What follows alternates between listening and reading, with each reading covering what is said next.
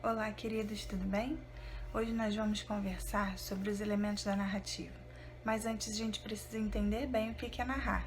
Narrar é contar uma história que pode ser real ou inventada, simples assim. E os elementos que formam essa narrativa são os personagens, o lugar onde essa história acontece, o tempo em que essa história acontece e o próprio enredo, que é a história em si. A gente percebe na formação da narrativa essas partes que são obrigatórias. No primeiro parágrafo, geralmente a gente tem a situação inicial, que é onde são apresentados os personagens, o lugar e o tempo. Logo depois vem a complicação, é onde acontece um problema que modifica a vida do personagem a partir dali. Depois a gente tem o surgimento do clímax, que é o ponto alto de suspense, aquele ponto de maior tensão, e depois o encerramento, o fechamento, que é a conclusão. Nesse fechamento, a gente vai ter a resolução do problema que foi criado lá daquela complicação e o encerramento da história. Então, criar uma narrativa não é tão difícil.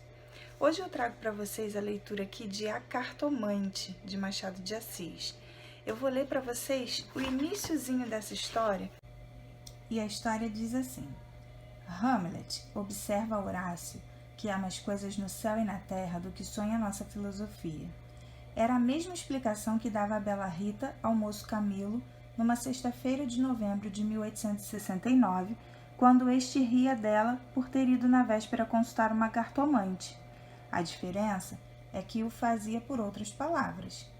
Ria, ria. Os homens são assim, não acreditam em nada.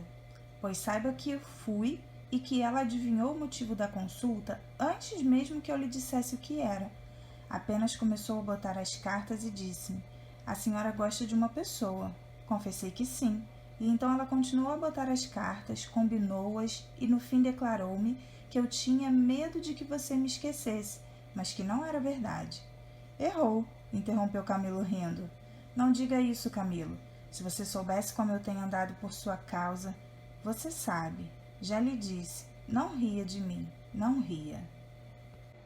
Esse trecho que eu li para vocês é o iniciozinho do livro A Cartomante. A tarefa de hoje é vocês identificarem quais são os elementos narrativos que aparecem nesse pedacinho de história.